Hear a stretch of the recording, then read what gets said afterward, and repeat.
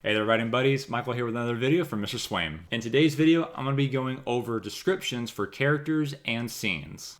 Oh man, y'all are going to kill me on this one. Descriptions can be a little tricky because of the balancing act that we as authors have to maintain between information and word count. One of my favorite book series, Wheel of Time, is noted as having a lot of description to the point of being too much, but I love that shit. I'm here for it. Paint me a picture, please. For me personally, I don't really like imagining like a place or a person and then having a large thing change about it to where I have to go back and like kind of reimagine the scene or the person differently than what I had originally thought of. Personally, I hate that. So I'm a fan of detailed descriptions.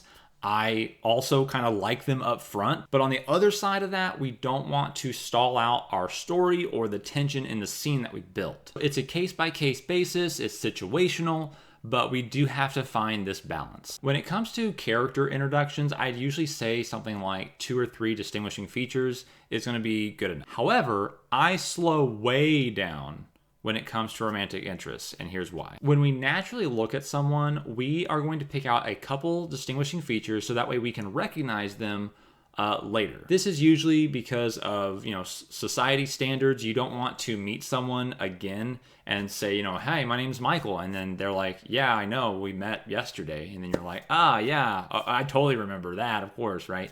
So you want to, naturally, you pick out 2 or 3 features. Like, you might say she has, big curly brown hair and she comes up to about my shoulders. But when we look at someone that we're attracted to, we notice a lot more. This is why you get the slow motion entrance, is because a lot of times when you're attracted to someone and you've seen them for the first time kind of does slow down for you because your brain is really wanting to take in as much information as it can.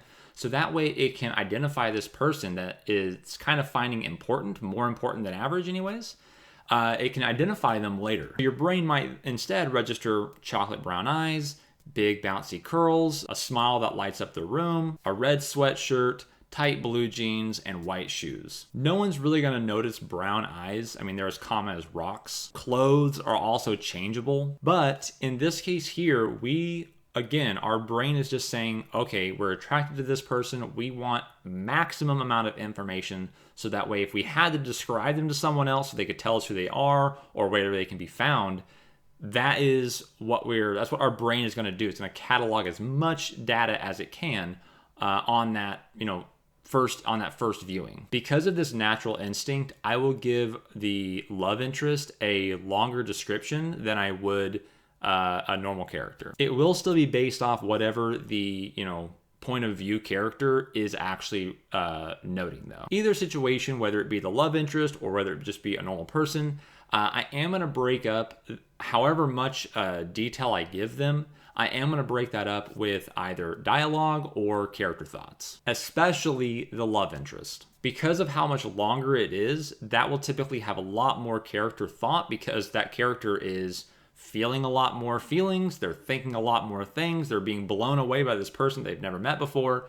So that is going to have, I'm going to break up their physical descriptions with some character thought. Once we've introduced our character, we can then sprinkle in some things along the way. However, one of the most important things when it comes to doing these details throughout the rest of the novel is reinforcement. Out of your initial description, pick the most apparent standout feature that the character has. For more important characters, maybe pick 2 or even possibly 3. And we're going to reinforce these traits as we go through the novel. So even if we're describing something new about them, we are going to still reinforce these other known factors about them as well. We want to make the character recognizable. So even if we didn't use their name, we just gave a little bit of description, that would mean that the reader would say, oh, I know who that is. That's Kale, or that's this person, that's that person. Whoever it is, they're going to know who it is just by that description. Establishing a character in your reader's mind is super important,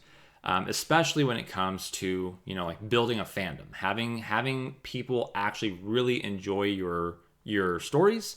It's all about getting them involved with the characters. And one of the best ways to get them involved with the characters is to make it to where that character stands out in their mind through descriptions. Lastly, for characters is fantasy racial traits. This can also hold true in like sci-fi and such, if you're like describing an alien or whatnot. But anytime that we're describing something that's not human, and it's for the first time, so the reader or the character is the first time that they're seeing this race, we do want to give a few racial defining traits. I'll usually just give an extra sentence onto this character's description. His high cheekbones and long ears that stretched up the sides of his head spoke of his Benarathian heritage. I keep it short, but I'm also very clear that this, while it might be different for the main character, they haven't seen someone with long ears or whatnot, right? They haven't seen someone with such high cheekbones.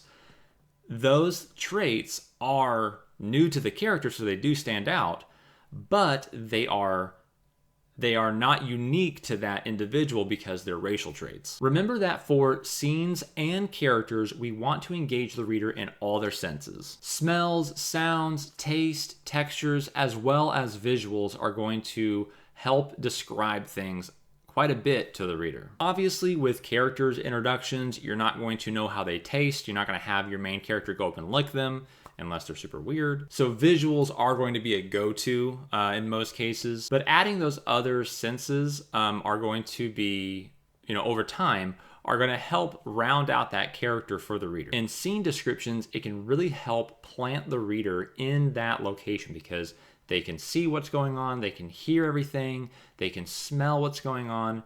It can really ground them in the scene. Before I get into scene description, if you're finding the video helpful, go ahead and hit that like button down below. It'll help other writing buddies find this. I appreciate that. This is, again, another personal preference, don't shoot me, where I like to get a lot of scene description where I can really imagine the scene before we get going.